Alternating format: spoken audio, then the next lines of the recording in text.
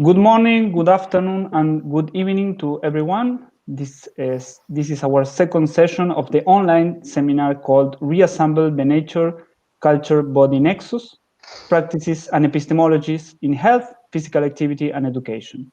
My name is Eduardo Galak, and I'm one of the organizers of this second international seminar with Nicola De Martini, Antonio Donato, Leonardo Tonelli, and Alessandra Bueno.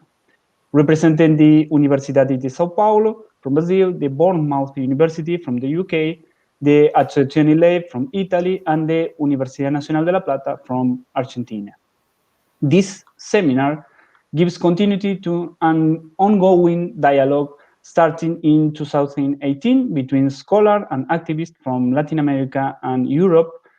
On February 2018, at the Aula Magna di Scienze dell'Educazione della Università di Bologna, we organized the first seminar called Cosa può un corpo, saperi e pratica. As a result of this first seminar, we edited this book that Gianluca participated on it, we recommend. Going back to the Spinozian and Deleuzian question, what a body can do, always going back to this motivating and unresolved question, this second international conference continued to critically thinking the nature, culture, and body nexus in the domains of health, physical activity, and education again. Of course, all of those questions and topics are crossed on the ongoing COVID-19 pandemic, the lockdown, and the so far social consequences. Today, we are delighted to join for this second session called Cartographies of the Body in the pandemic times, with four distinguished interdisciplinary scholars from different parts of the world. First of all, we have Alice Del Gobbo from the Department of Sociology and Social Research of the Università di Trento in Italy. Thank you, Alice, to join us. Gianluca De Fazio, who participated at the first seminar in Bologna in 2018, and it's one of the authors of the Le pieghe del corpo, from the Centro de Ricerca in Ecologia Filosofica della Università di Bologna in Italy, and part of the Laboratorio di Ricerca e Didattica in Ecosofia, UB Minor. Thank you, Gianluca. Carla Panico from the Centro de Estudos Sociais at the Universidade de Coimbra, Portugal. And finally, one of my dearest friends, Alexandre Fernandez from the Núcleo de Estudos e Pesquisas em Educação e Sociedade Contemporânea at the Universidade Federal de Santa Catarina. Thank you all for accepting this challenge.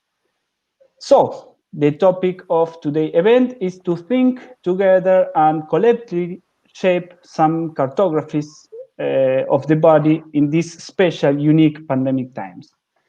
And we want to hear you about your epistemological and theoretical point of view, trying to understand in an interdisciplinary way some topics.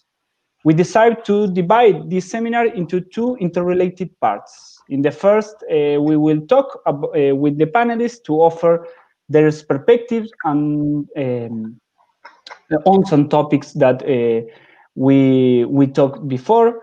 We kindly ask you to maintain your contribution to each question within the 5 minutes of response, so we have time for the second part. The second part, it's related that we are now streaming at the YouTube channel of the Associazione Leib, and all the audience can dialogue with us in the YouTube chat, in the YouTube channel chat. So you can make some question, and we will talk about them later. We want to remind you that it is possible to make those questions in English, of course, but also in Spanish, Portuguese, and Italiano, thanks to our multi-language team behind the screen. And of course, they will be translated to English if needed. Finally, I would like to thank you all and say we appreciate this effort we are making non-native English speakers to make this dialogue possible. Now we know that the third seminar, it will be on Portuguese, Spanish, and Italian mix. So I want to start our panel discussion. And of course, the everyday life make us cannot avoid the current pandemic times because of the COVID-19 and its social consequences, especially with the lockdown and the social and physical distances recommended from epidemiology specialists. So the first question that we want to speak with you is, in what ways the current pandemic has so far forced or enabled us to rethink the relationship between body, nature, and culture in your epistemological point of view? Alice, would you like to give us your perspective on this first question? Okay, thank you. Can you hear me? Is it all right? Yes. Okay. So first of all, thank you very much for this invitation. I'm really happy to be here and in this really international dialogue, which we have already started somehow, and I think it's been very productive and very interesting for me as well. So thanks. So my perspective on this question is, first of all, I would like to start from a consideration that is that, to me, thinking the body-nature-culture nexus in the context of the pandemic is quite impossible to do without also thinking about the transformation that capitalism is undergoing in this period, and also its processes of valorization. And another thing that I would like to sort of put on stage at the start of my talk is that of my answer, I think, is that somehow, although the pandemic has been seen as a kind of fracture, as an event in the sense of something that was, breaking a normal, what has been constructed as a normal flow of events and the normal flow of everyday life in late capitalist societies. What I think is also that the pandemic and also the crisis that has started with it somehow intensifies rather than changing the dynamics that already were in place before. And also the dynamics of transformation of capitalist world ecology, if we want to say it like this. And so talking about the body-nature-culture nexus, what I think is that the pandemic really shows the ways in which this link, this nexus, is been changing and has been changing throughout the history of capitalism, and specifically in this moment.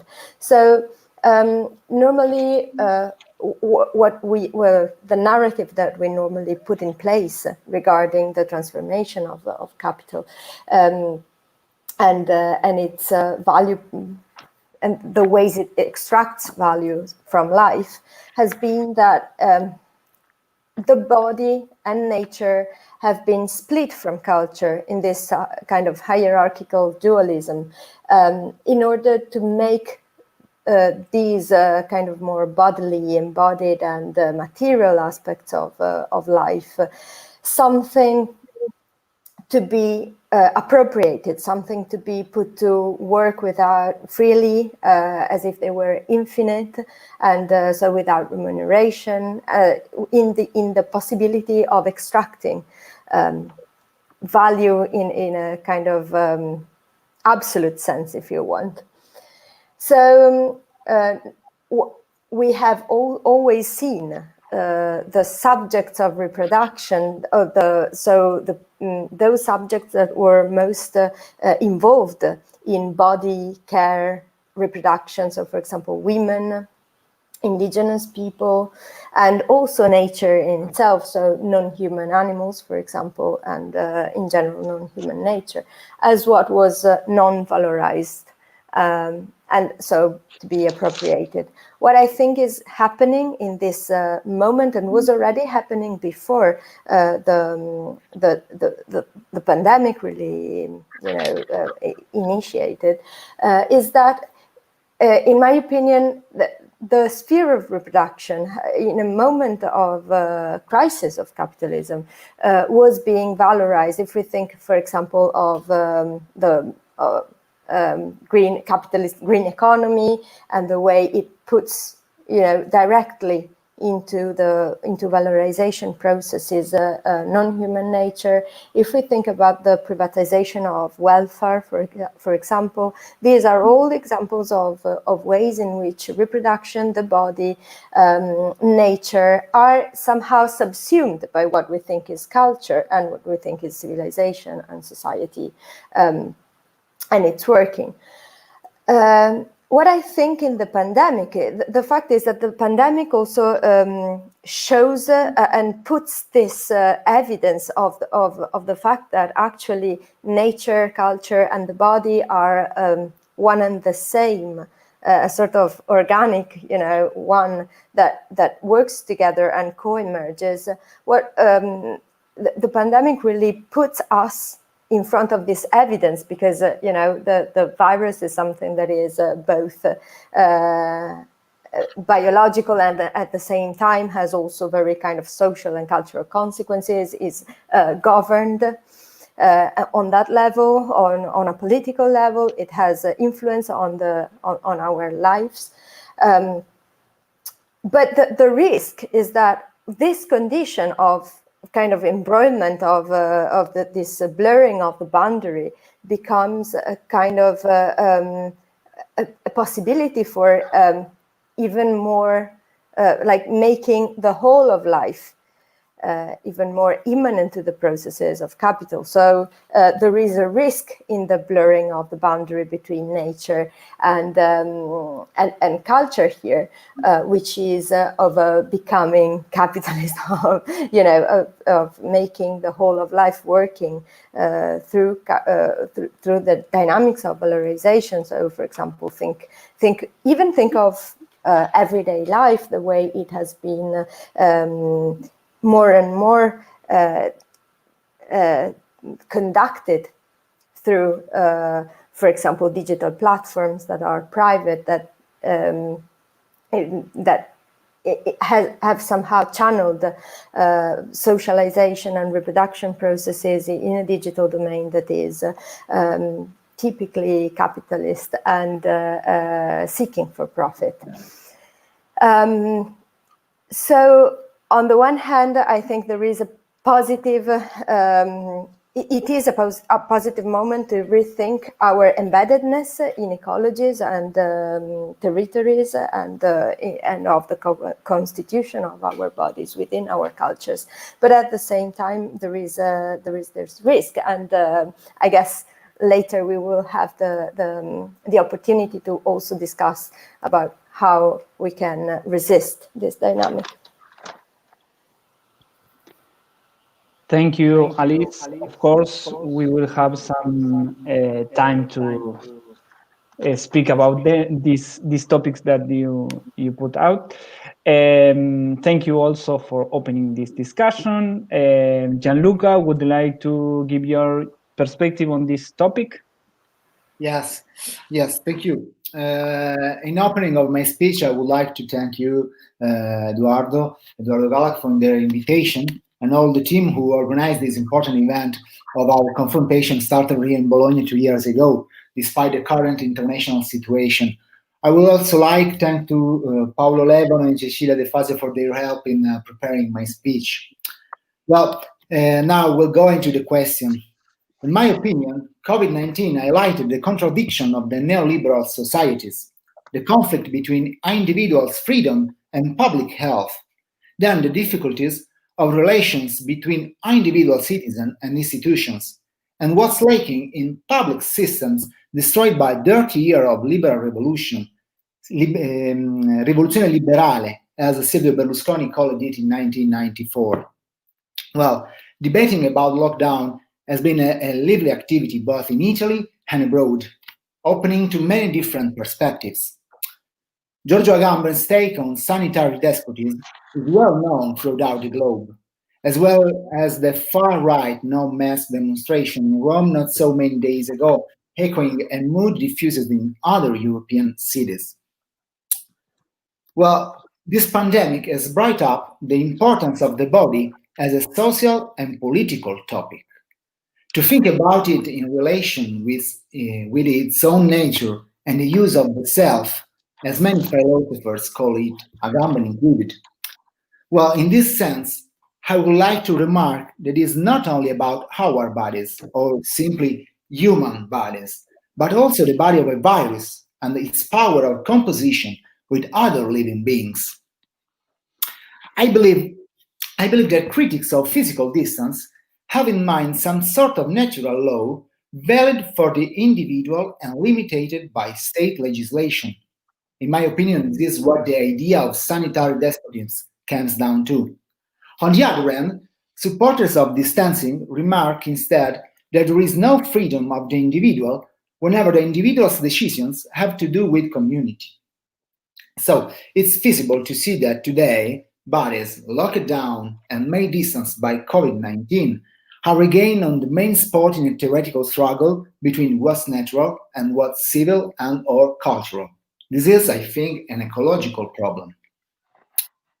Clearly, it's impossible to ignore that both critics and supporters of the current COVID containment legislations have their own good reasons and motivations. I believe that today, more than ever, it's crucial to work out ways to avoid naturalizing bodies, an attitude that prevails in the mainstream discussion as can be easily seen. According with Karl Marx, the naturalization of state of things is one of the capitalist society's main goals. In order to hide those relations of force and host conflicts that are within social, political, and sanitary decision-making, as COVID has made evident. Well, in this pandemic, we face new forms of capitalism fetishism. Fetishism hides struggles and social and cultural inequalities behind a dangerous idea of nature, and naturalize the idea of nature and naturalize the idea of our bodies and the body of the virus. In my opinion, this is a new form of fetishism forces us to rethink the nature-culture-body nexus. So this is the question because we must rethink this nexus. So I stop it here for now.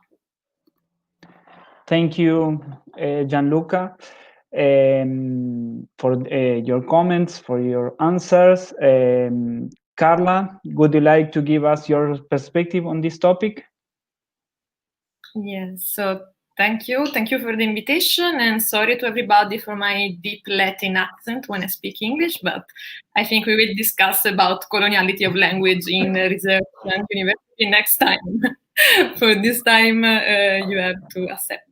So I just wanted to share some reflection that actually come from my specific theoretical background, which is the post-colonial studies and intersectional theories, just to point out some specific point that I notice.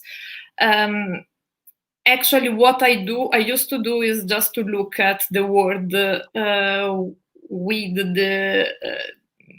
with three categories that also represent my obsession as well. So the articulation among capitalism, patriarchy, and colonialism as a whole unique system of power and knowledge, obviously. So I'm going to say something that may sound quite morbid, but that starts from my own experience of living the pandemic in Southern Europe.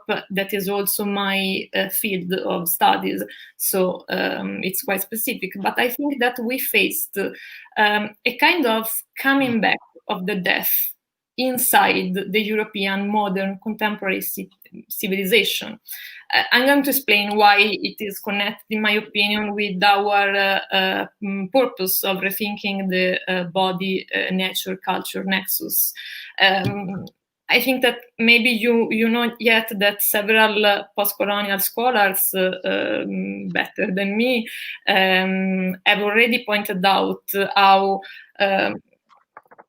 the colonial system of knowledge power that is based on Eurocentric thinking started basically from a specific way of articulating philosophy that we can synthesize with the Cartesian philosophy.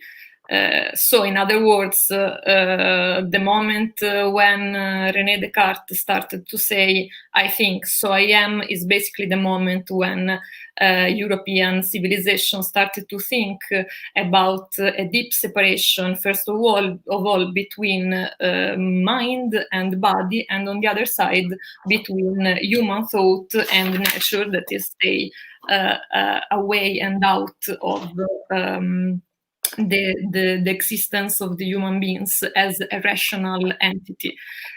So basically, why it is considered to be the foundation of a European colonial way of thinking, because it's put the European civilization on the situation to be considered as the only rational one. Basically, we are European because we are right. And we are right, so we can colonize all the others because we own all the scientific, rational, technological skills that allow us to do that. On the other side, obviously, we started the representation of the world of the others that are colonized as the reign of the irrationality, of the magical thought, of the religion and the superstition. So, this is quite a fundative segregation of the two parts of the world that is the base of a colonial way of thinking. I think that it's important to draw this genealogy because it is not only an historical aspect, but I think that we are facing now in our contemporary European society the extreme consequences of this way of constructing European identities, in the sense that we are now living in a full developed capitalist civilization, that is absolutely based on the idea of the continuous productivities of our lives, in the sense that in some way, from a colonial point of view, we have a rational thinking that obviously also imply secularization, but on the other hand, we have actually a religion based on the idea of the eternal growth or the eternal productivities, and the necessity also to have an eternally increasing wellness. Why I am arriving at the point of the wellness? Because I think that the issue of the body is central in this articulation, in the sense that we are living in a contemporary European society that is the first one, even inside the European history, that is based on the hypervisibilization of only what is considered to be a wealthy body. And it's quite interesting because an healthy body is defined as healthy more on political, ideological, and moral categories than others, in the sense that a healthy body is above all a body who can produce, who can be productive. And obviously it leads us on the other side to a complete foreclusion of the presence of other bodies that are considered to be not productive because they are sick, because they have disease, because they are not able, because they don't stay in the norm of the binarism of gender and so on. I think that during the pandemic, we faced the situation when this specific presence of vulnerable bodies and vulnerable lives that the European society has used to consider as something which simply belonged to the margins, to the people who inhabit the margins, the global ones and the internal margins on our cities or our territories, and suddenly also the hegemonic subject who happen to be white, healthy, masculine, binary, and so on, had to face the real possibility of the vulnerability of his own bodies and the presence of the death as something that may happen to ourselves and to the people around us. So basically, I think that it put in a crisis a specific, quite important aspect of the construction on the European identities that we are not so used to consider. And facing this crisis, I think that we discovered that a classical Eurocentric way of thinking had simply no tools to social, philosophical, theoretical tools to face it. So I stand here for the moment. Thank you, Carla, for your point of view on this topic. To conclude this first round of the discussion, I would like to invite to Alexandre to speak. Alex? Yeah, hello, good morning, good afternoon, good evening, everybody. Yeah. Thank you very much to organize this meeting and to have considered my name to be here today. Okay, I'm not sure where is such here at this moment. It should be everywhere or nowhere. I'm afraid of to being able to answer any of the questions you have proposed for our meeting here. I have to confess it. I just accepted to be here because it was an invitation from my lovely friend, Eduardo Galak, Argentinian guy, one of the most important young researchers in physical education, sport history, sport society in Latin America. So Eduardo is guilty of me being here, but not for the provisional and erratic thoughts that I will present. Special good afternoon to Fabiana Tomé, also now in Italy. And that's what I have to say about the first question. I'm gonna read it to better organize my time. I would say that the Jewish Christian civilization, as well as the science, have taught us that human being was born to exercise the domination over nature, either because we are the image of God, God is similar to human being, God is like us, or because reason is the only guide to reach progress, to avoid danger, to escape from fear.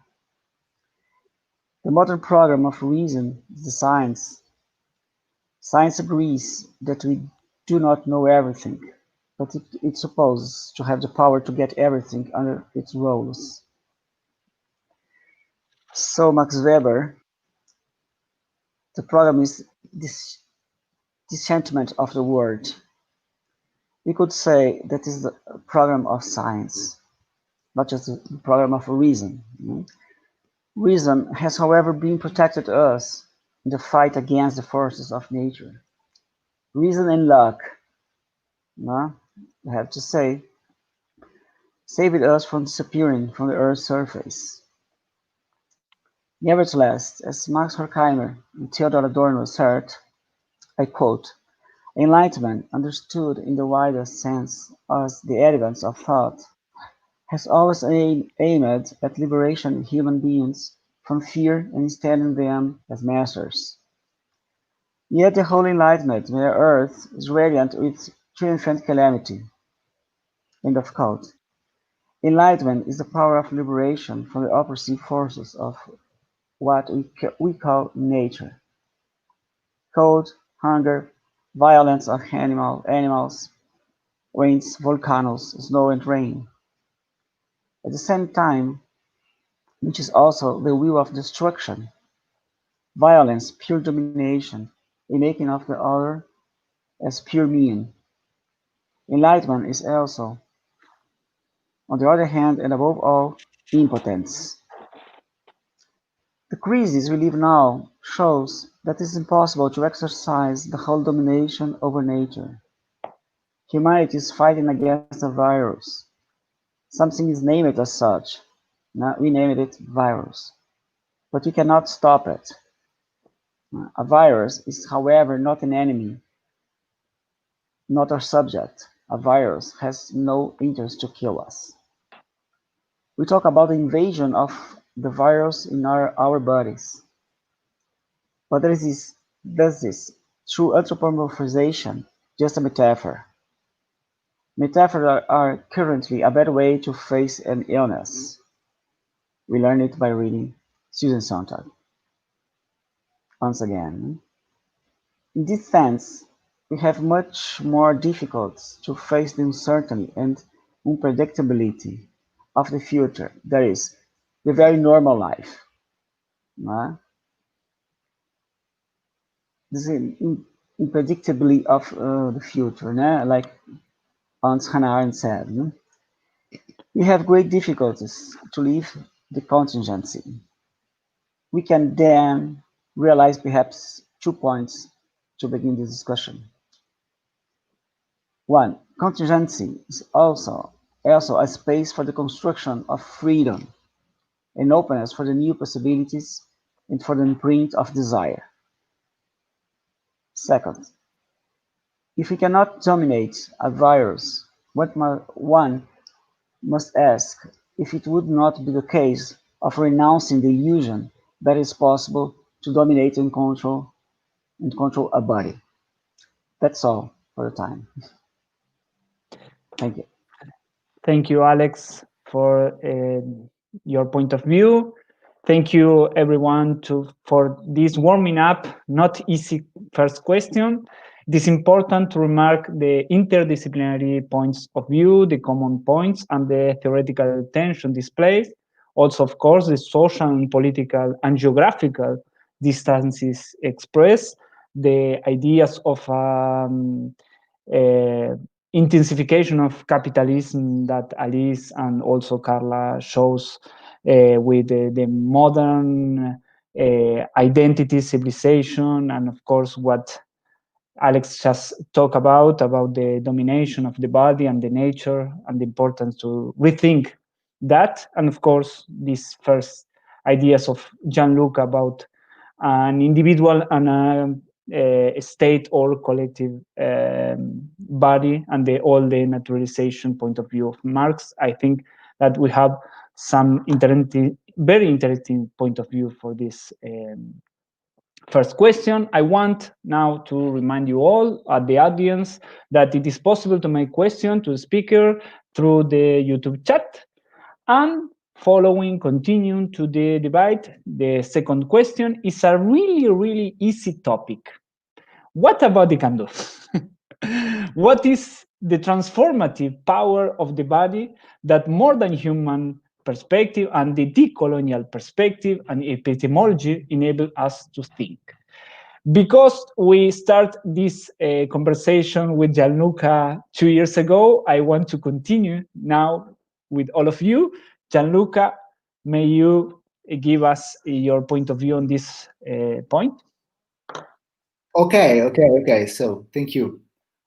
Well, I apologize for the simplification I'm now going to do, but I would like to give an example of how capitalist fetishism naturalized the idea of a pandemic.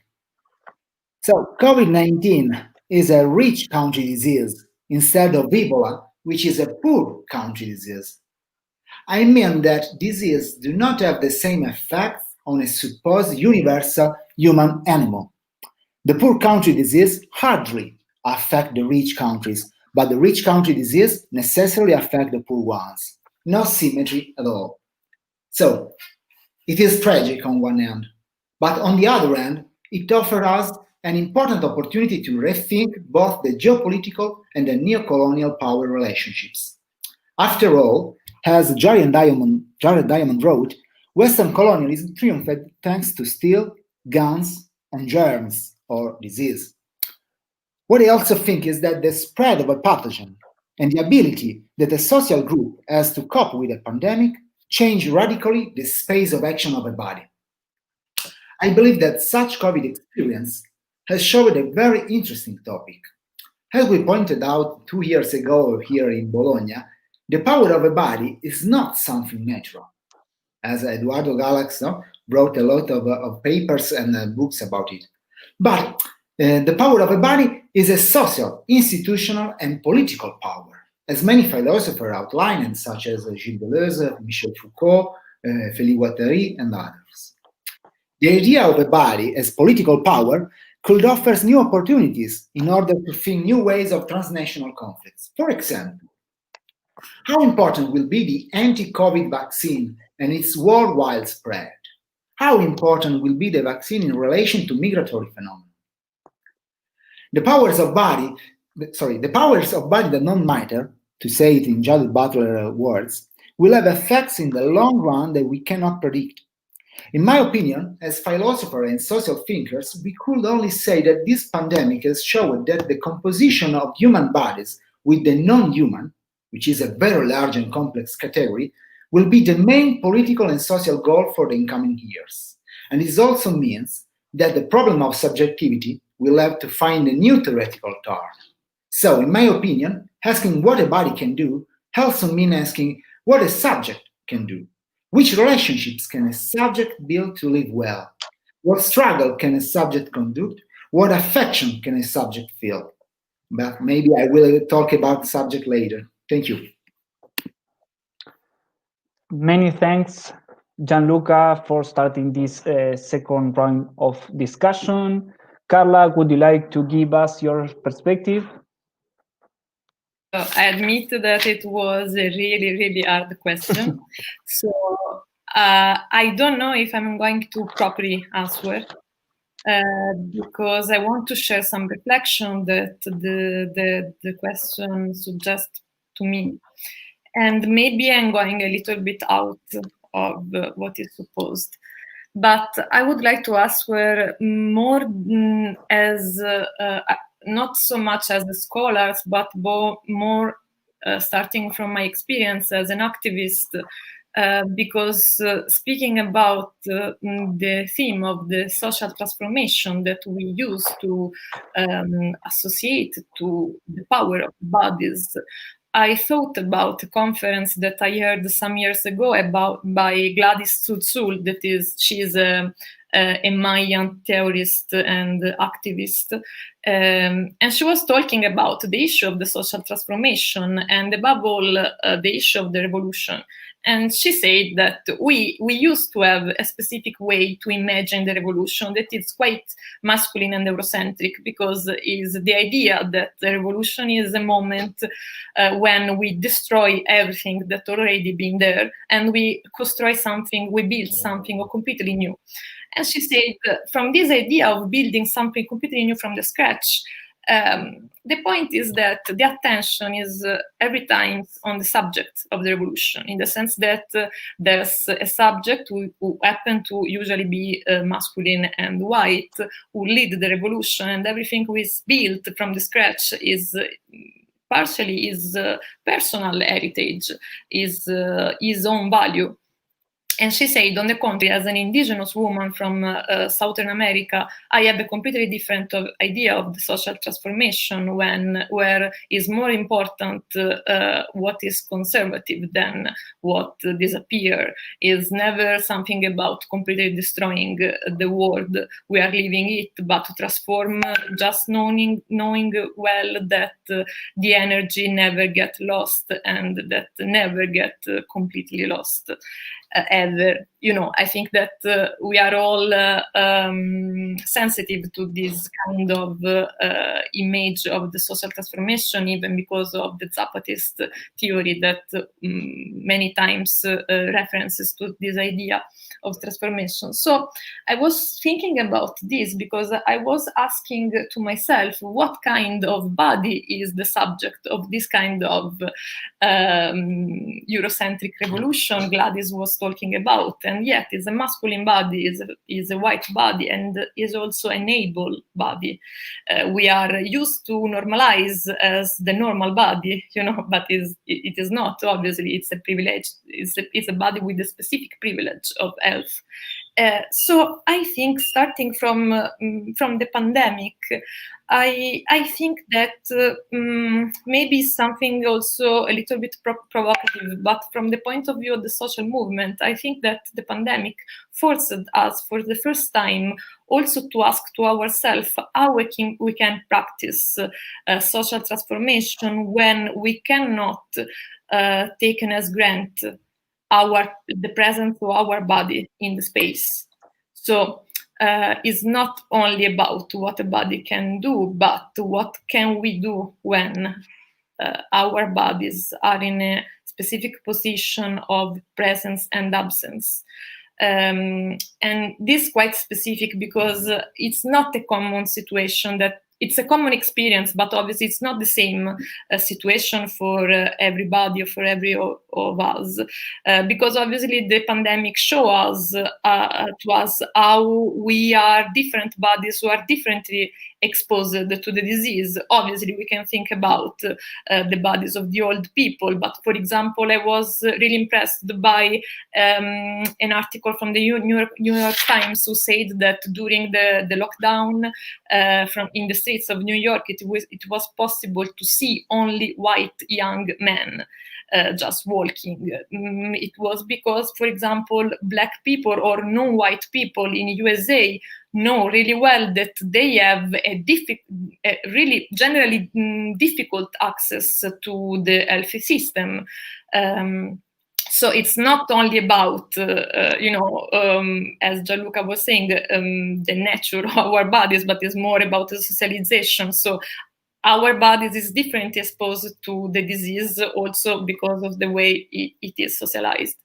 And another point in this sense that make me thinking a lot was work from a specific, a really interesting collective of disability activists from South Korea who create really interesting networks of solidarity during the pandemic and also of theoretical production, because they had this idea, this claim that actually as people with disabilities, they are more used to this situation. Basically, what they say is that the pandemic make general our specific experience of the absence, presence of our bodies in the space, and so also in the political space.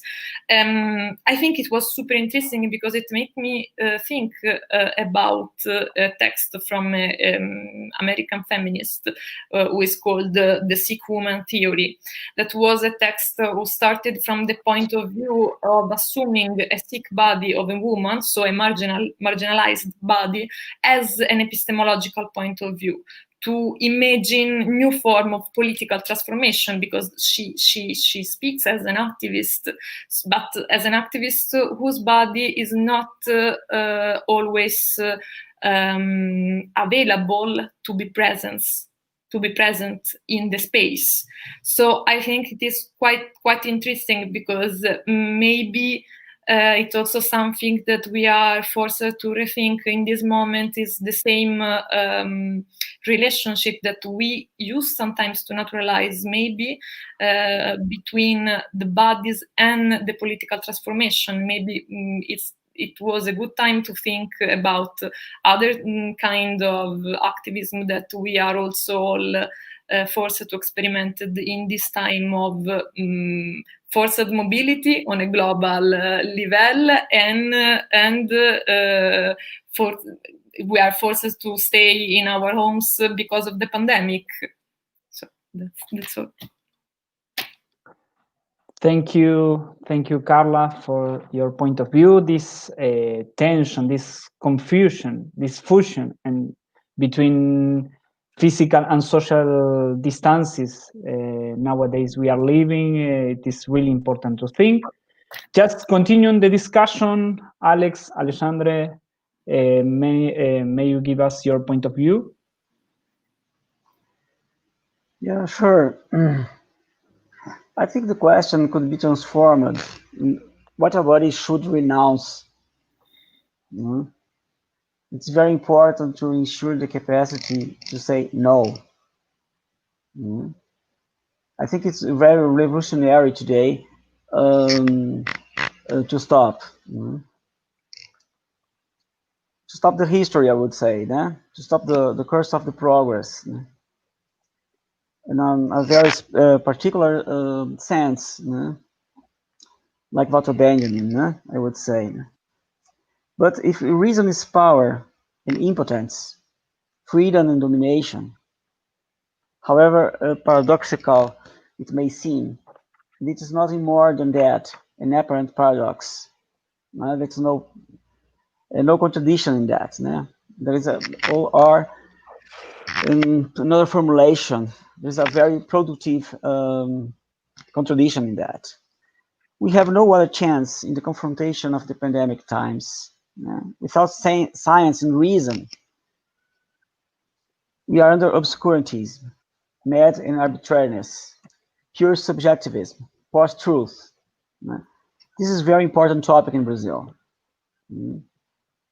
I would like to reinforce the power of science at this moment.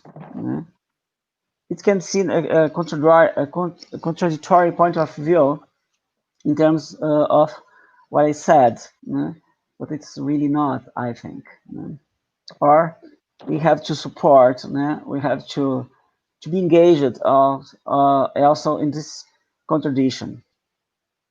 A bet on the reason is the possibility of a universal ethic that puts the right to life as an unquestionable condition for everyone. The crisis also shows us how important it is to consider science as a patrimony and a heritage of humanity, and how it's the central point of politics, and not, or should not be, just of the capitalist form of life. I would like to reinforce this point. Capitalism is not just a production way, it's a form of life.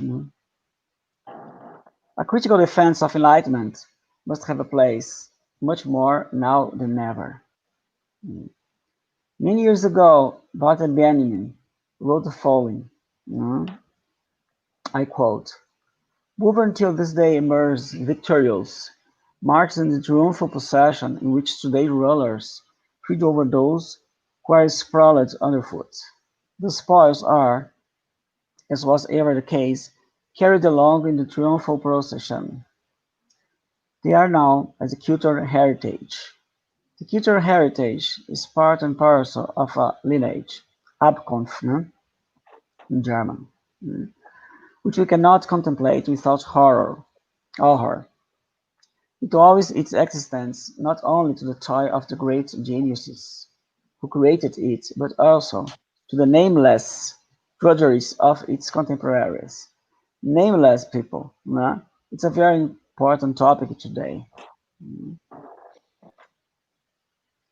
Amerindians in Brazil, for example, they are nameless. There has never been a document of culture which is not simultaneously one of barbarism, and just as it is itself not free from barbarism, neither is it free from the process of transmission, in which it falls from one set of hands into another. This process of transmission is nothing more than education. And education has barbarian side. End of quote, naturally. The guides for the ethical political decisions are to be constructed by ourselves. Everyone has the right to life, freedom, justice, and happiness. There are no lives with more right to others do. Then everybody has the right to vaccine, but at the same time has the right to cross the border. Thank you. Thank you, Alex, for your point of view, for this really interesting idea of the nexus of civilization and barbarism as a way to see the nexus of body, culture, and nature. Finishing this second round, Alice, would you like to give us your perspective? Thank you. Yes, so I would like to start from the experience of bodies in the pandemic to answer this question, because we have ourselves lived on our bodies the fact of being locked down and of seeing our bodily habits reshaped around, as we were saying, the dispositives of digital capital, and also within relationships that have become, or have shown even more with more force their violence. For instance, in the case of women who experience domestic violence. Increased domestic violence during the pandemic.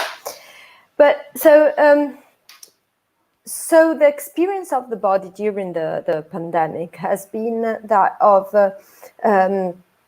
somehow being even more inserted within dispositives of biopower, necropower, the capacity that, as we were already mentioning earlier, the capacity that institutions and and society in general had to decide who counted, what bodies counted, and what bodies did not, and so could be disposed of or left dying, for instance. We have experienced all this, and but also bodies have, in some ways, they have spoken in their non-linguistic ways. So, for instance, that they have shown a number of signs of distress, so panic attacks, anxiety, but also the desire, for instance, to simply, go out, see people, love. So I guess during the lockdown phase, we saw bodies who, on the one hand, were strictly controlled by apparatuses that were a kind of mixture and interpenetration of capitalist control and apparatuses of governance of various kinds that we can identify with the state.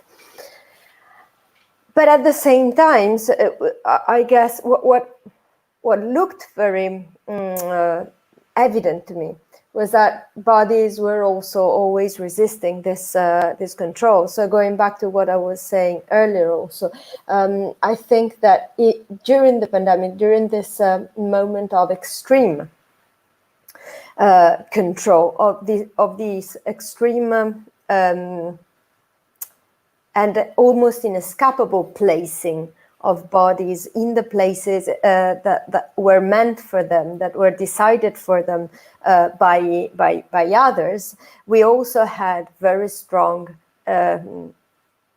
expressions of resistance, which I guess talk about the irreducibility of bodies to any kind of strictly defined social order.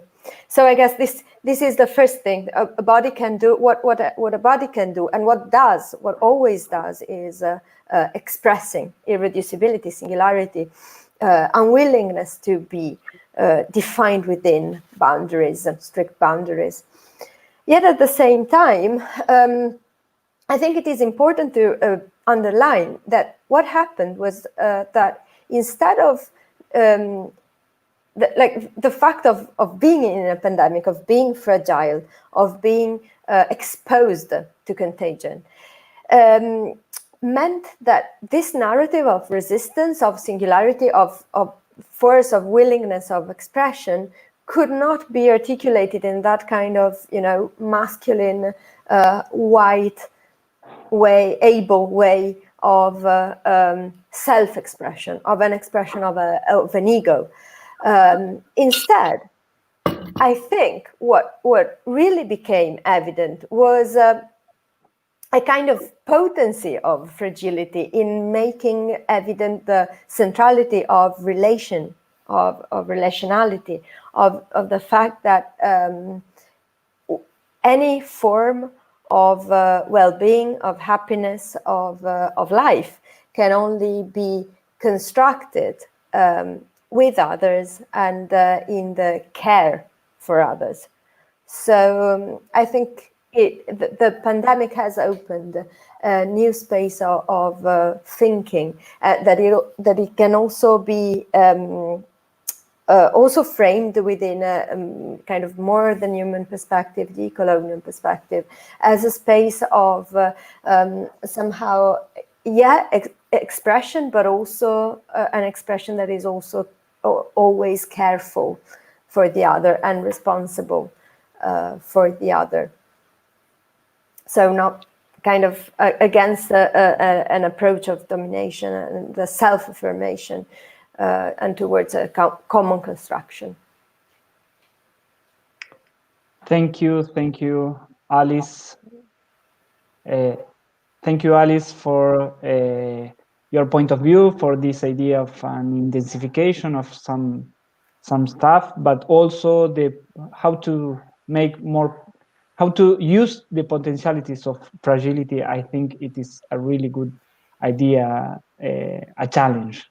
Thank you all for giving us your point of view in this really easy topic of what a body can do.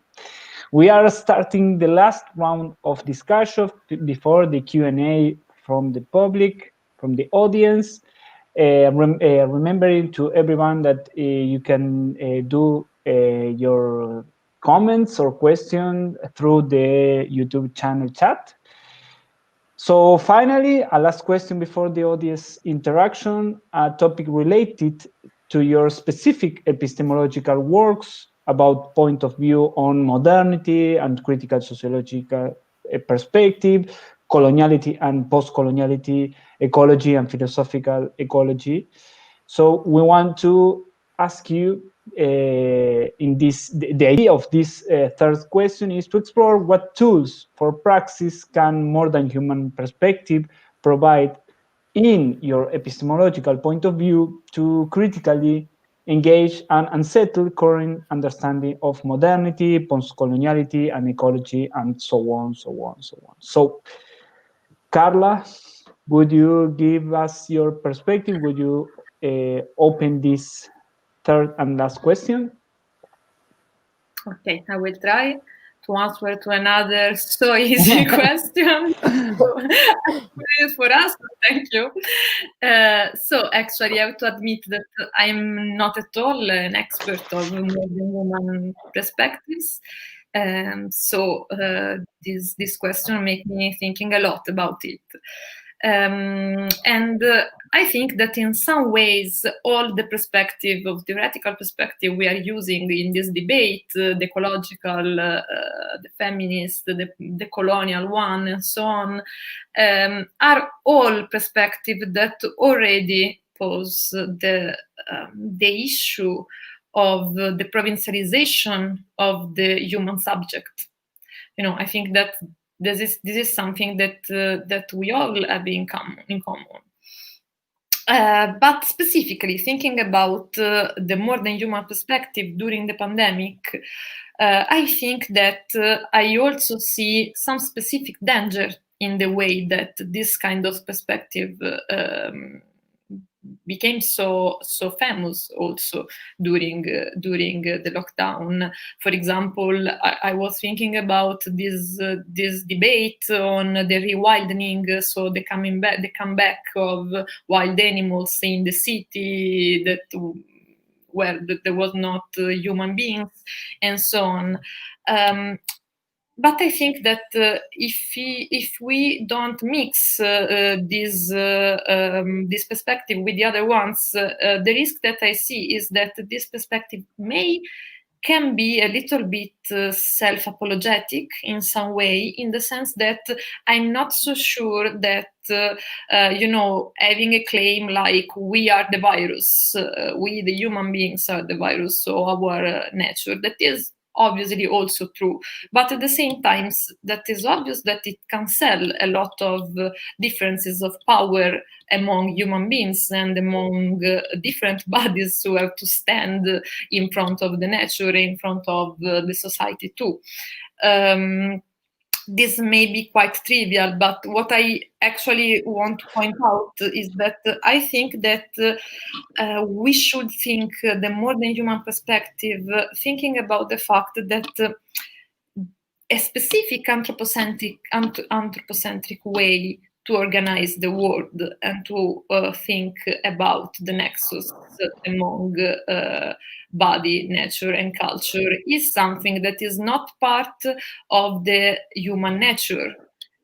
In my opinion, this is a specific consequence of a specific articulation of power among colonialism, capitalism, and patriarchy.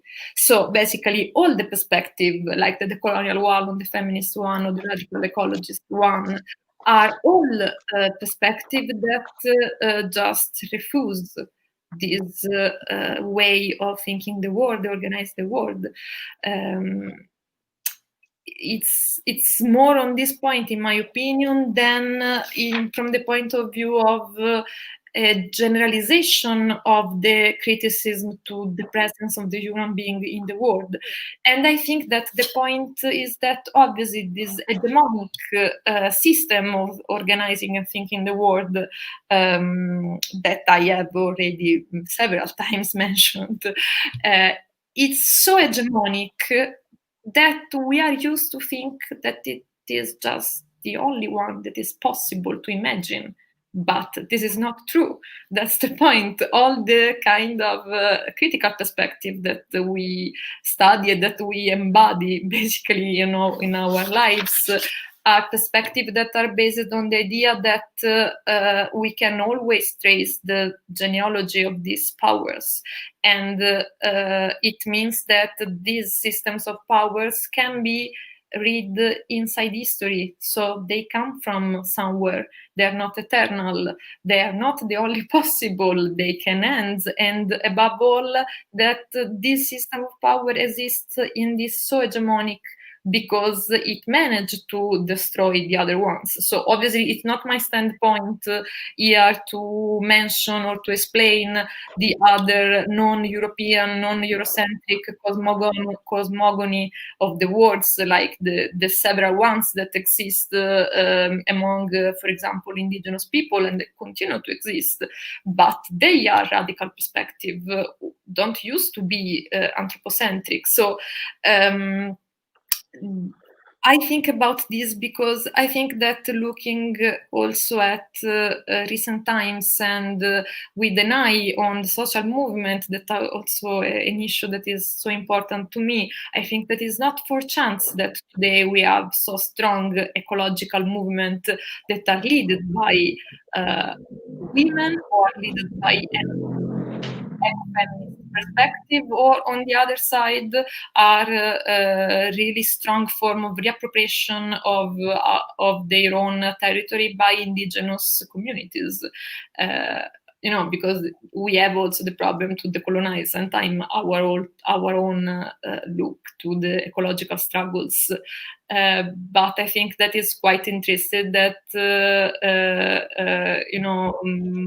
indigenous chef from the a community in Brazil not so many times ago about the ecological global crisis, and specifically in Brazil, that is also organized by a fascist government. And he said, I'm not worried for us. We are resisting to all of these from years and years and years. I'm worried for white people because they're not used to. So maybe it's just this, I just want to say this, that I think that the more than human perspective is something that should be inside our perspective, that is always a part of the decolonial struggle, and that's structurally a part of a feminist struggle and an ecology struggle from obviously an intersectional point of view, but also because it's something that make us thinking a lot more on how to deconstruct a system of power and a system of imaging the world that is always presented as the only possible. Many thanks, Carla, for your really clear point of view. I hope the same to deconstruct this system. Alex, would you like to give us your perspective on this point of view?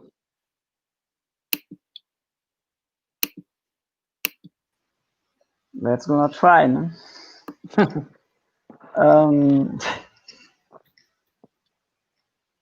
Okay. I have in the memory a very good and strong discussion, debate. It was for 8 years ago, I think. It's Massimo Canevacci, Italian researcher, anthropologist. And for 3 or 4 weeks ago, I read a little book from Massimo, with whom I'm frequently not d'accord, you know. I'm not d'accord, but I think Massimo Canevacci has very good ideas, you know. It's always he's always reading him. It's always a good invitation to think, you know? And then I will work with some of his ideas now. Massimo Canevacci invites us in a short book to think about a non-anthropocentric anthropology, in anthropology to understand the way we live now. Now, I quote, "In any case, digital favors a connective subject with obliquos and transiting identities, rather than a collective self with a fixed and complex territorial identity. Fortunately, I add," he says, no? And continue. "I would like to outline a non-anthropocentric anthropology based on some simple principles. Public citizenship, subjective connectivity, nature-culture co-evolution. Humans are no longer the center of the whole cosmos, but co-live together with other animals, vegetable, mineral, things, and even divine beings." This was wrote in Italian. I tried to translate into English. I hope it's possible to understand. When talking about his own experience, Massimo asseverates, I quote, "And I feel paradoxically my current loneliness as a source of unlimited connections, a not solitary, solitary solitude, indeed, connective, enigmatic, and above all tender. End of quote. Canevacci's positions calls into a very modern topic, an illustrated belief, whose expressions can be found, among others, by Karl Marx. Canevacci criticized its point of view.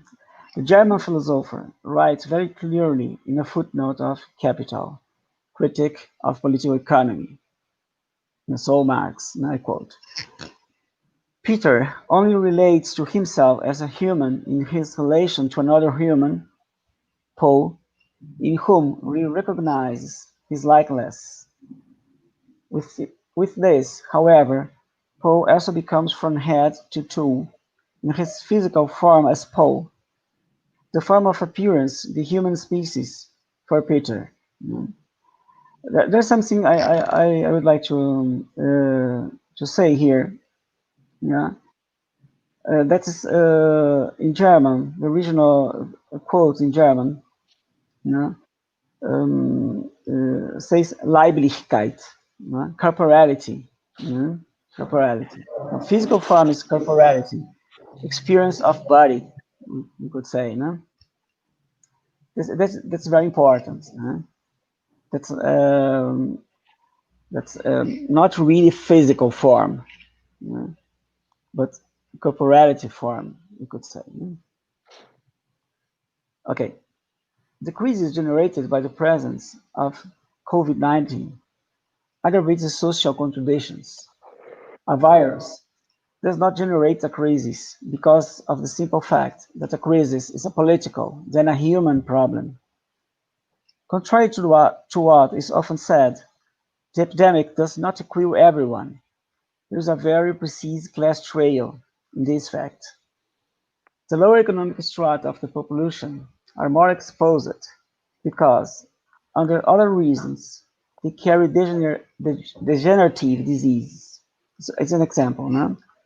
It must be remembered that people in Brazil still die of tuberculosis, a disease whose etiology has been known since the 19th century. It is important to think about body in class struggle movement. In this sense, I would like to outline that. Okay, we have time to discuss the question from Pablo. But I would like to outline that landless people, Amerindian, black people, women, poor children, homeless people, didn't change the expectations of body in these pandemic times. It's the same body, I would say, the destroyed body. Amerindian genocide, Armenian, Auschwitz, that's normal life for many, many, many people in the world. And what we said, what we called times ago as third world. It's not existed. It exists no more exists, but it stays as spirit, I would say. Okay, I come back to Massimo Canevacci's, and he continues his invitations. I quote: "Things of the virus become viral, paying homage to the author." This is the title of his book, Minima Viralia. Paying homage to the author I love most in his text, who had the ability to face and discuss moral values in transition during exile. Indeed, the many exiles in which Theodor Adorno found himself live. The minimal dimension derives from the declared refusal to develop a maximal thought or theory, so less if dialectical and synthetic. End of quote. The urgency of an impulse for diversity of bodies is forward, for the right of existence of bodies, which is not the right of pure lived life, but of a qualified political life. Speaking bodies. In the same context, the idea that the body can be managed like a company, this indelible mark of neoliberalism, must be discredited. Instead of management, desire, I would say. Desire as, in this sense, as political power. It seems old-fashioned, but okay. I'm old man.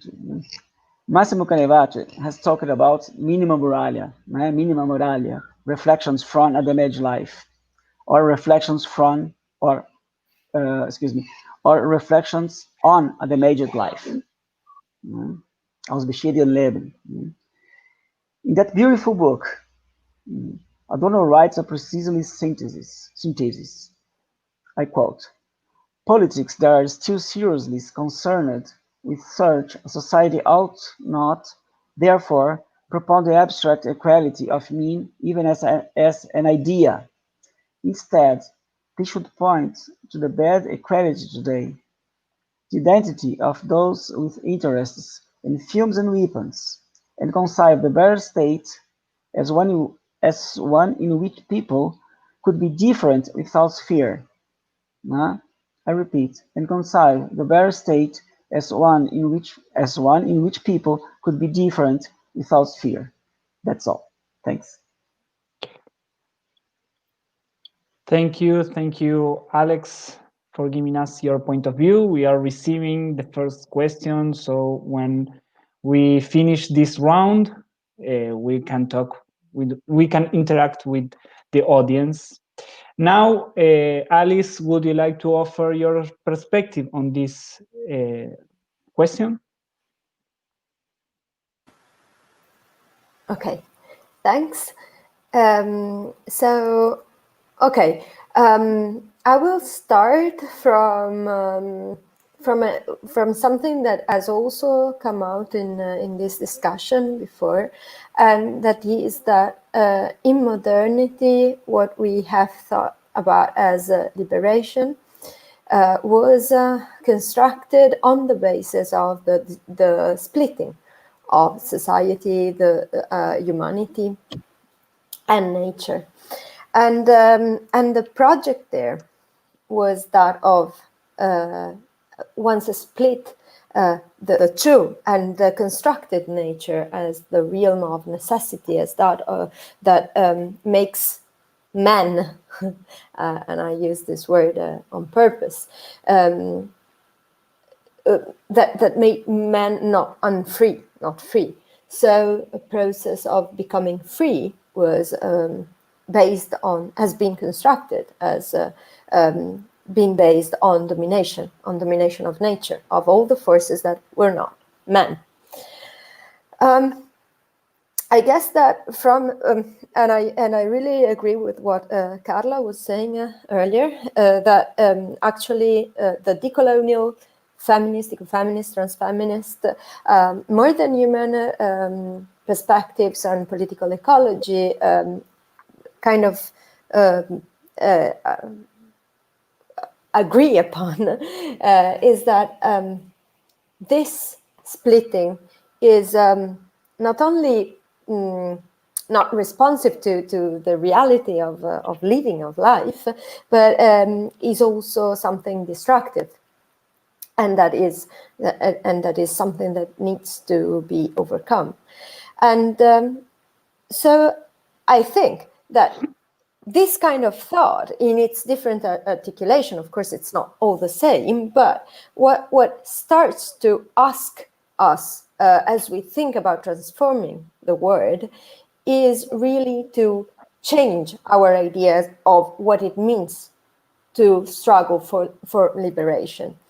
And to me, it seems like that actually this idea that at the basis of liberation in modernity, that there has always been a kind of core of domination, has meant that liberation in modernity has been constructed as emancipation, i.e.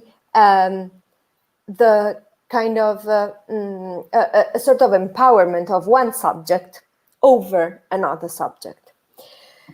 But what we are kind of pushed to do, if we adopt a more than human perspective, is to think about liberation not in terms of domination, but in terms of building relations. And I'm going back also to the idea of fragility, to the idea of being open to the other and of being constitutively open to the other. So if in some ways we recognize ourselves not as something bounded and essentialized, but as something that co-emerges together with other human beings and non-human beings, what we need to start to think of as we think and practice paths of liberation is the idea of freeing our relations from domination itself. And this also starts from the idea that, which is also very much, that resonates a lot with what Adorno also said, that it is impossible to base a project of liberation on domination, because domination of the other, being the other constitutive of myself, is also at the same time domination of myself, so self-domination. So what tools for praxis come from this? I guess that something that we really need to incorporate in the praxis is the idea of the immanence of transformation, that it is made as we go along building our lives, our everyday lives, together with other beings, and also that from the experience, from the concrete experience of being there, we can politicize the affective, the desiring, the embodied also aspects of experience, and in some ways understanding what that kind of experience is pointing to in terms of what life do we want to share and live together and build together, what kind of world do we want. So starting from the concreteness and embeddedness of experience and of the changing, of transforming relations right now and not in a future, in an abstract future that maybe does not come and that is in the hands of one subject and not the other. And another thing, I think also maybe the decolonial perspective here is very important, but is something about changing our practices of knowledge that are also always practices of relations and of constructing relations, because we have been used to thinking knowledge as a way of mastering somehow something external to our mind, which might also be our own body. But knowledge in this new context, in a context of true liberation of relations, I think might become, instead of a tool for domination and mastery and control, it might become a tool to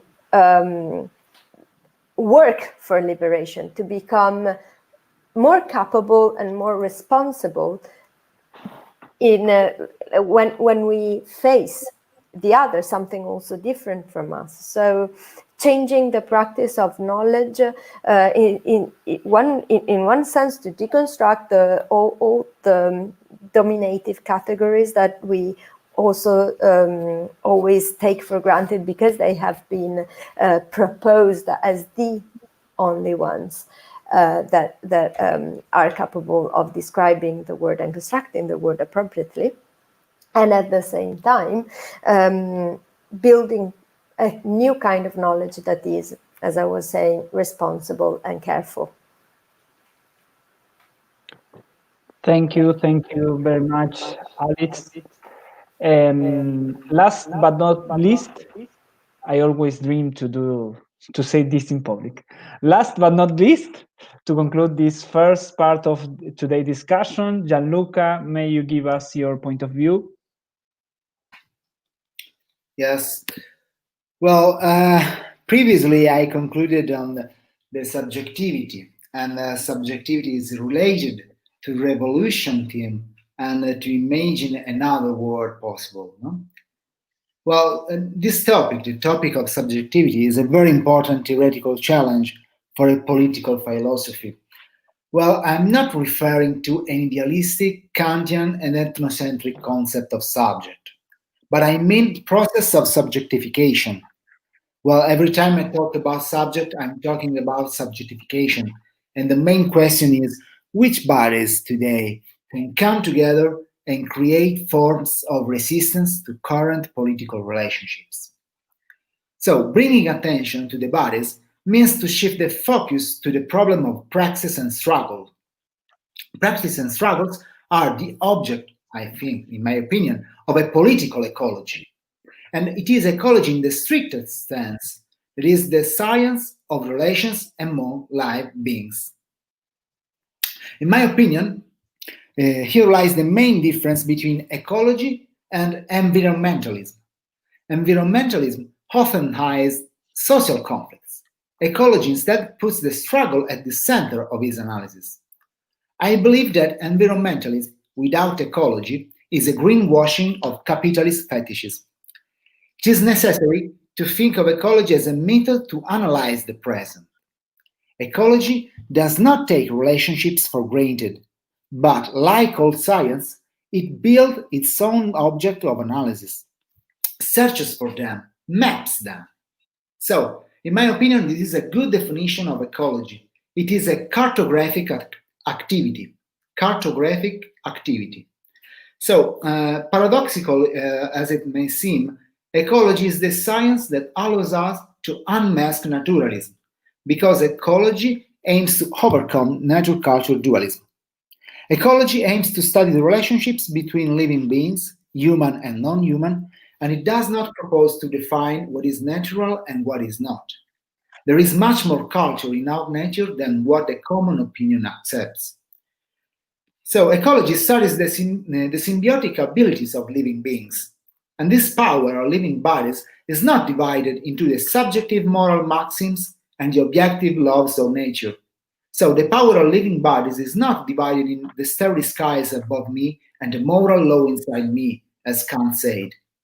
Ecology becomes an important conceptual tool to map and structure the political challenges of the near future, combining the struggles already underway, feminist, environmentalist, and indigenous struggles, with the ability of bodies to live with new and unforeseen forms of life. So, in my opinion, only an ecological thinking can give feedback on the complexity of the current political configurations. Naturally, the bodies are always involved in an ecological map with their own powers, their own fragility, and so on.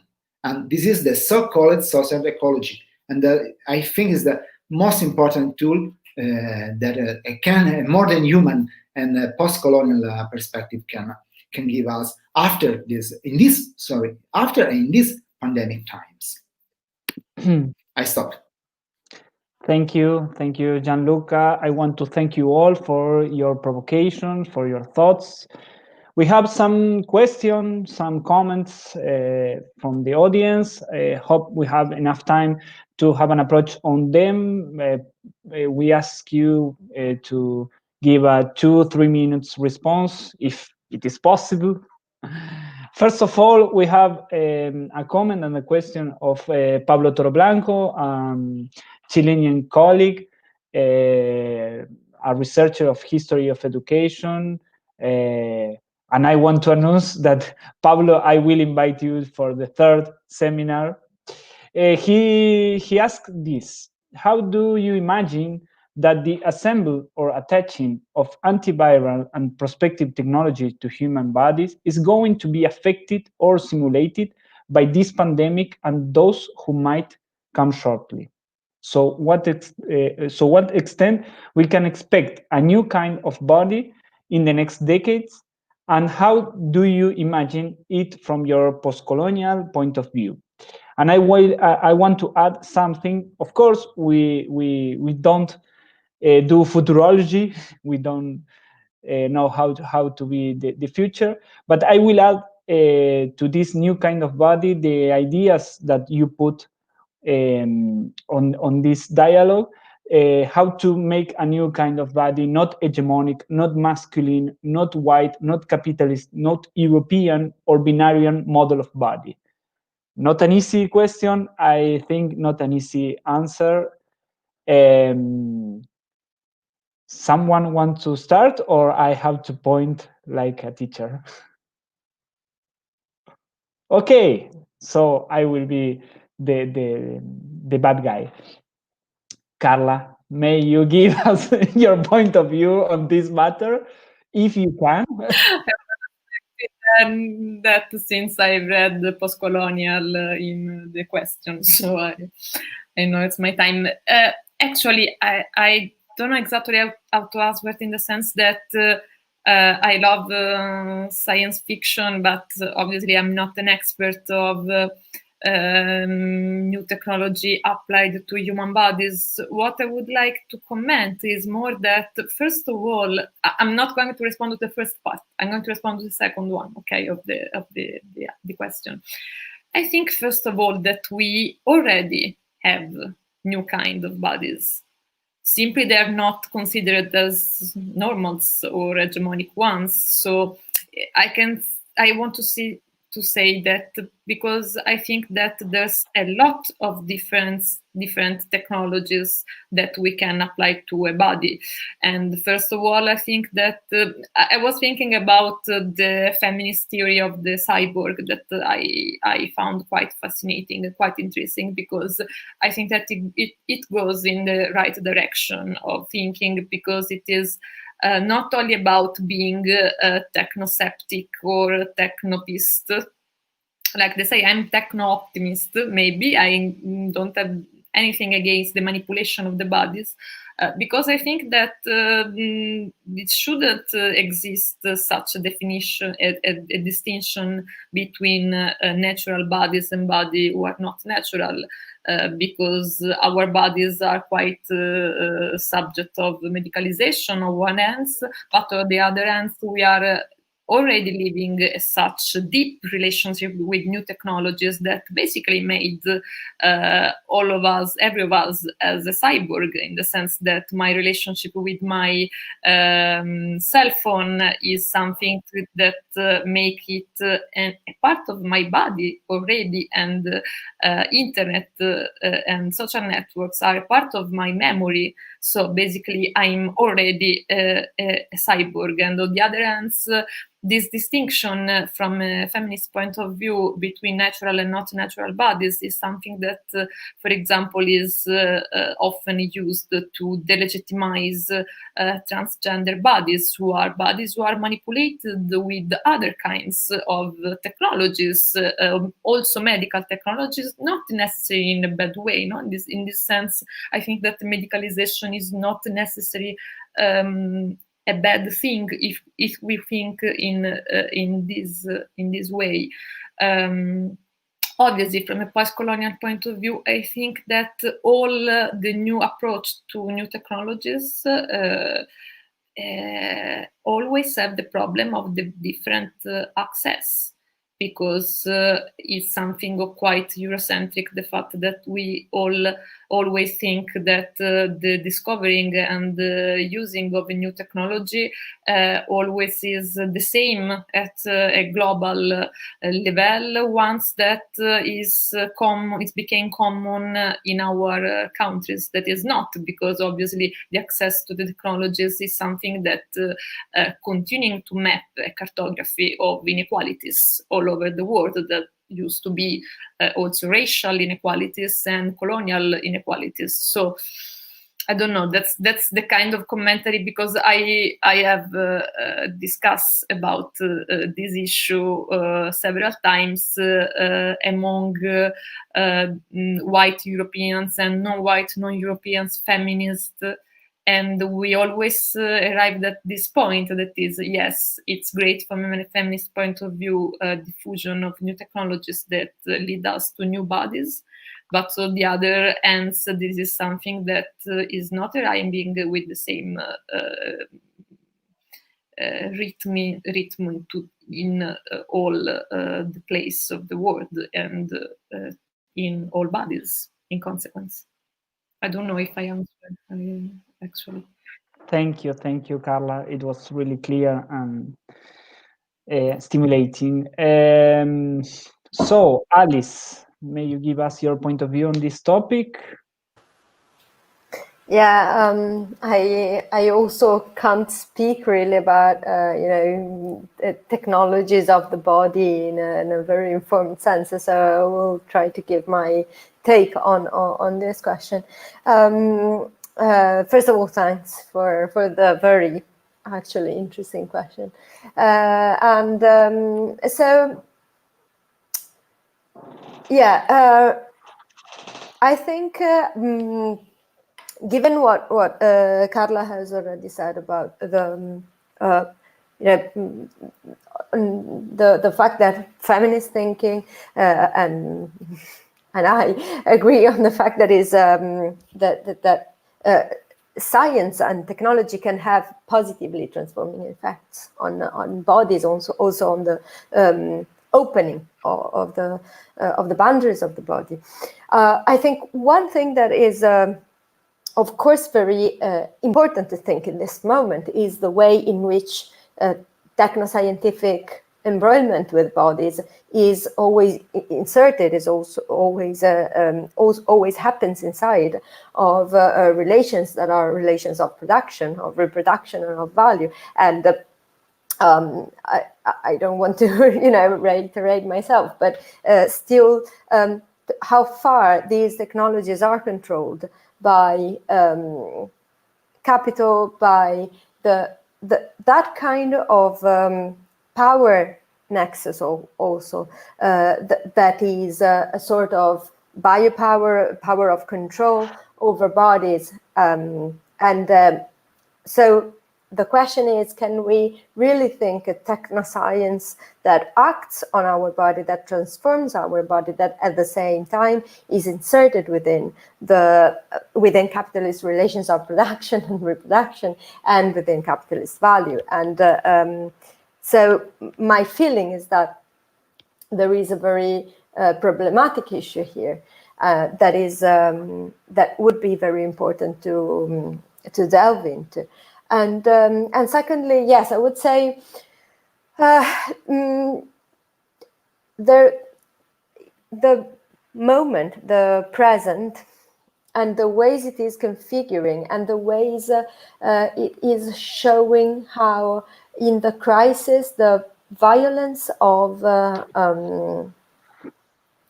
capital is somehow pushing the border of exclusion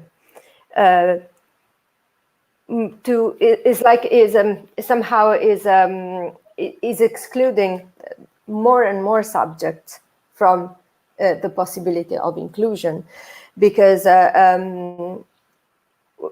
we, even in maybe a few years ago, we were used to think that the margin of exclusion was always outside of our Western wealthy world. Whereas now we are actually witnessing that in this crisis, this border of exclusion is widening, and more and more subjects are starting to become the excluded, the disposable, and the unvalued. And so in this condition, my feeling is that on the one hand, it's probably we will have a very deep work, technoscientific work on bodies to make them resilient, healthy, powerful, etc., in the face of threats, of biological threats. But at the same time, the perspective of who will be included is shrinking.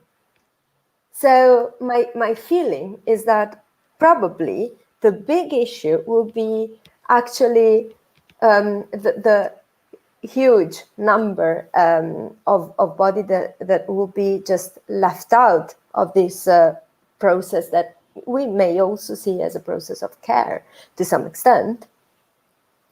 And so how this will reproduce and also intensify the inequalities that already are present in our societies. Thank you, Alice. Thank you. Gianluca, may you give us your point of view on this topic? Yes. Oh, well, I don't have a true answer to this question because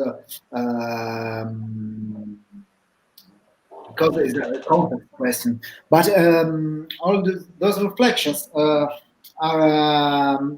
gave me a central topic for my research in a concept, in a philosophical concept of body. Because what I think what a pandemic shows is the answer on not only on what a body can do, but also on what we mean when we say bodies. What is a body? What is a body? Okay, so it's an old question that is different from the Spinozian or Deleuzian asking on the body, but it's a central question because it was already named the concept of cyborg, no? Is something that is an installation of organic pieces of body with inorganic. And the concept of cyborg is one of the latest concept on the problem of the body. But in the last century, in French anthropologies, there is a lot. The problem was the technology of bodies. So it's impossible to think a body without a lot of technologies that we can think to the body without an environment of technologies and practice that is that the body can use and use it by those technologies. So no, what I said in my answer in the first part of this seminar, I said we don't know, we can know the future, but we know we can map the possibility of installation of the body with new technologies and the new technology inspired by the COVID-19. So these all what I want to say is that this pandemic and the situation of the technology progress involved by pandemic is a problem.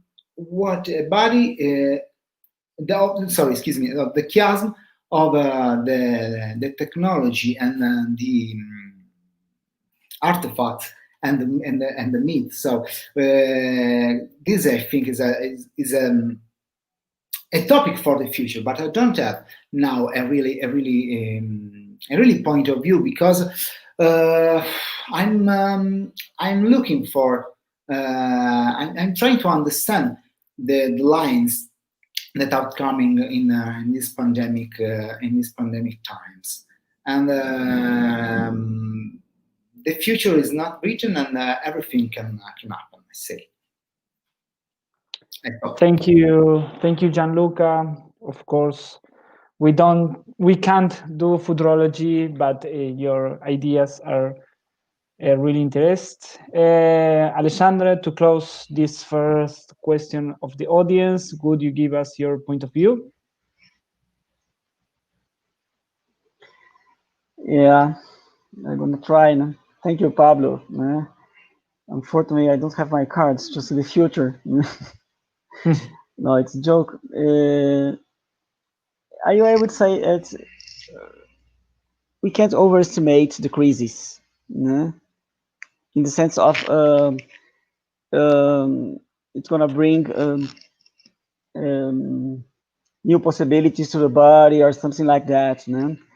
I think we have to understand it, to research it, to think about it, to consider it a great political crisis. But we always have a new kind of bodies. There is no human nature. You can have maybe a human condition. And for this human condition, there is no ontology. I think the question of of being is not a good question.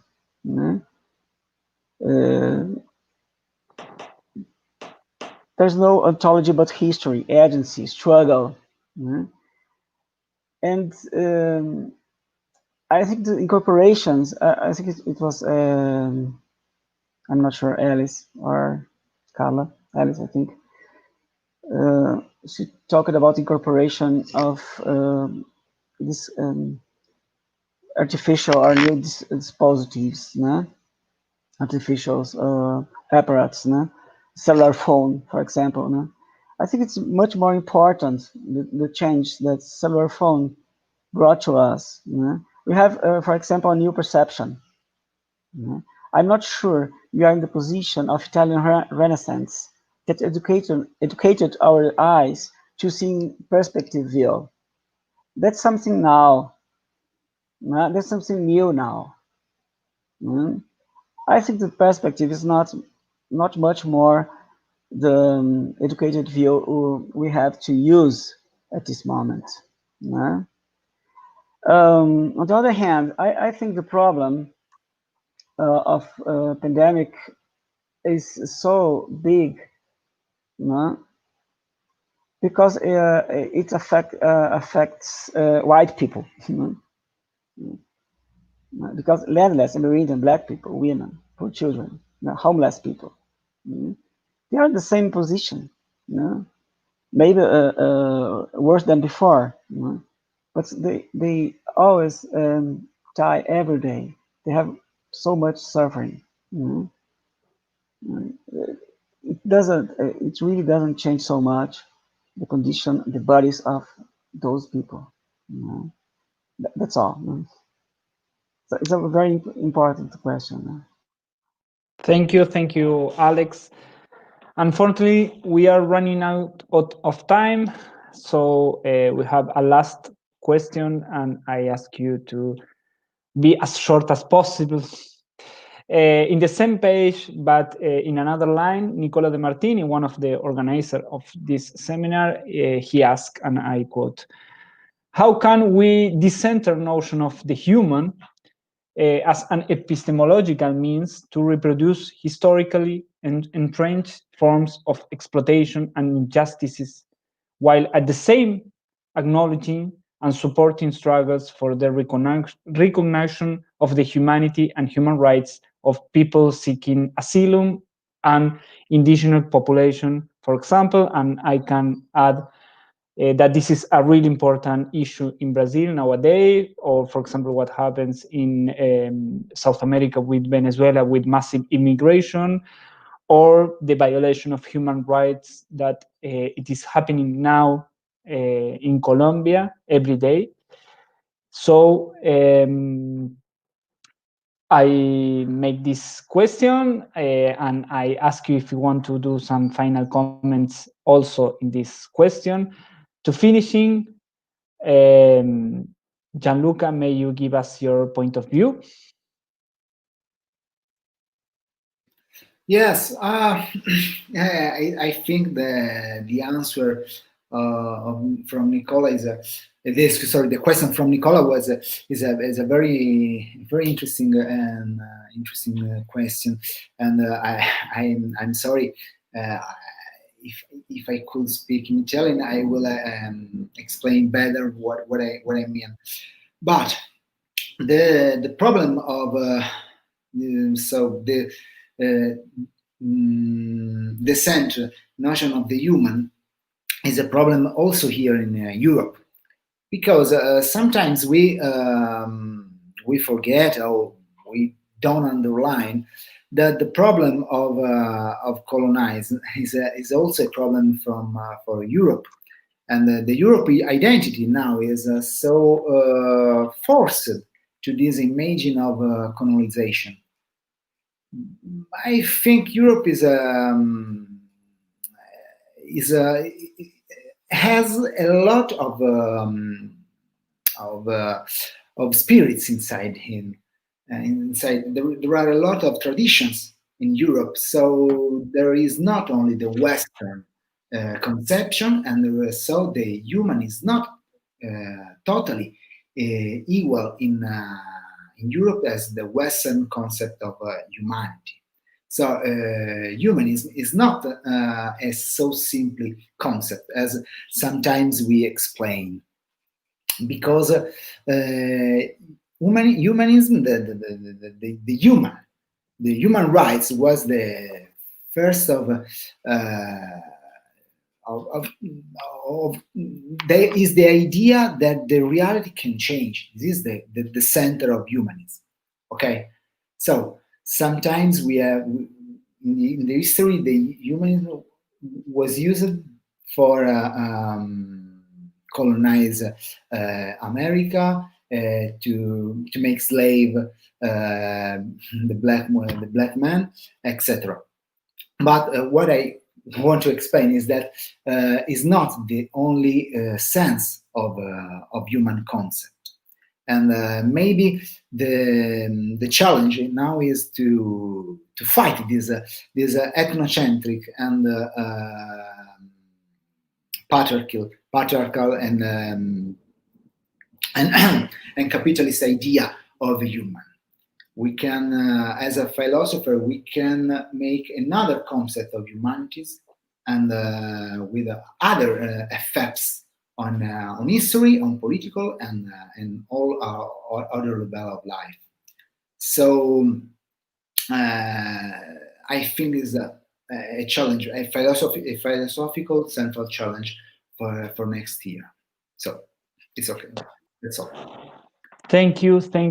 Many thanks, Gianluca. Alice, a final comment, a final thought about this question? Yeah, thank you. Yeah, so I would say that decentering the human as the center of the universe does not mean that the human does not have a right to exist and to desire and to want, for example, a good life, and to strive for joy and happiness. So actually, I guess that if we bring about a struggle for the kind of liberation we were talking before, for the liberation of the living being, of life, and of relations, then the struggle for human beings to claim that freedom, for claiming rights, for claiming to also, the material conditions to be able to live well, then it will be empowered more than problematized or relativized. To my view, struggling for living beings to have a dignity to exist and to not be unvalued is just the struggle for all human beings to be recognized as such, or for being recognized as whatever they want to be recognized with. So, yeah. Thank you, Alice. Many thanks, Alice, for all your thoughts. Alex, would you give us a final comment, a final thought?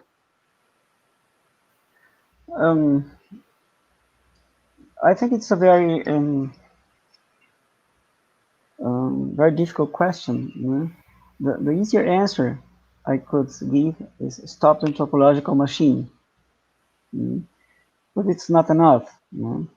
On one hand, human rights means Immanuel Kant, universal ethic, liberal, modern, colonial, European, anthropocentric thought. That's something we have to recognize, I think. Many Amerindians, for example, have no engagement in what we could call human rights. I think the answer is self-criticism. On one hand, to reinforce, to make stronger this universal ethic. I mentioned it in my speech. That is the right of life, the right of happiness, the right of self-construction, body self-construction. On the other hand, self-criticism in this sense.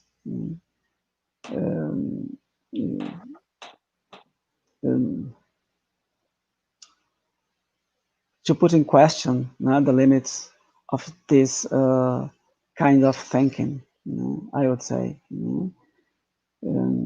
I think we have to recognize that we can't renounce all we call colonial thought. That's all. Thank you very much. Many thanks, Alex. Carla, finishing this panel, this discussion, would you give us your point of view? You are without sound. But it was me. No. Okay. No? Yeah. Now you can. Sorry. So I don't know, I was thinking about the last part of the question above all, because actually I'm a person who come from the studies on migration. So I was impressed by the quote of the people seeking asylum. I don't know, I have some problem with the concept of the recognition of humanity, in the sense that thinking about migrants people, and I prefer not to use a distinction between who is migrating for economic reasons and who is migrating seeking asylum. I don't think that these people are asking the recognition of their own humanity. Also because I think that from a colonial point of view, sometimes humanitarianism, as it is applied specifically to poor people from other continents, it's another tool of colonial and post-colonial basically domination in modern times. So I don't know, I think that sometimes from a European, Eurocentric or dominant point of view, the problem is specifically that we can see these people only as human, in the sense that all that we recognize to them is just to be human beings. And it is not enough, just because I think that is quite connected with this image of the naked lives that I think is something quite problematic. Because I think that sometimes when the point is to recognize the humanity of the other, that is an historical other made by race, gender, geographical belonging, and so on, when we recognize the other as only human, we think about him or her just as a subject, as somebody who is subject to violence as well to charity. That's what I think, but it is quite difficult for us to think about him or her outside of this binarism. So I don't know, I think I was thinking about Frantz Fanon, who was one of my author of reference in all my process, and he made a radical criticism to humanitarianism and the concept of humanity as it is built in European philosophy and society, and use the criticism to Hegel exactly to say we don't want recognition, we want rights, we want not to be explored more, we don't want to be dominated, we don't want to be recognized as something, because we are already recognizing ourselves as human beings, and the fact that we are thinking that we need the recognition of someone else, it's part of the colonial mentality. So I don't know, but at the same time, I think also with Fanon that he was the first to also build the idea of the necessity of a new radical humanitarianism, that was he called it, and he said that it was a radical humanitarianism who simply come from the breadth of the earth. in the sense that he said something that maybe show how my answer is not so well to find a new theoretical definition, but he said it's no more time to understand humanity, it's time to change humanity. And I think that in some ways, the people who comes from the other side of our abyssal line of colonial capitalism and patriarchal system of domination are people who are already forcing the boundaries of what is considered or what is supposed to be a human beings, both forcing physical boundaries as borders and symbolic boundaries as gender norms. So maybe it's not the best way to give a good theoretical definition, but in some way, I think that those people are already bringing a new humanity, and maybe it's more about recognizing it than to recognize their humanity. I can't read the future, but what I say is simply that I am already seeing this happening. That's all. Thank you, Carla, for your thoughts, for sharing your thoughts. Unfortunately, we run out of time, like I said. We have one comment and one question I only will read because I think maybe it is the starting point for our third seminar, Reassemble the Nature, Culture, and Body Nexus. Luciano Sebastián Menendez from Argentina, he said maybe it is possible to see in the near future a new dominant discourse, moving from a medical discourse to a technological discourse, talking about the body control. And Alexandra Bueno, one of the organizers of this seminar, she said, she asked, do you think that we could be living a nostalgia of body? If yes, what could be the consequences of it in the sense of what lack or absence, what was and can be again? And I will add to this question something that we discussed in Bologna in 2018. If body is a social construction, like we said, what is not a social construction, what is not a body, or what can be not a body. But we run out of time. I want to finish. Thank you all for sharing your thoughts and your time. Thanks the speaker, thanks the audience for joining us today. Thanks also to Nicola, Leonardo, Antonio, and Alessandra for the organization of this seminar and its two sessions.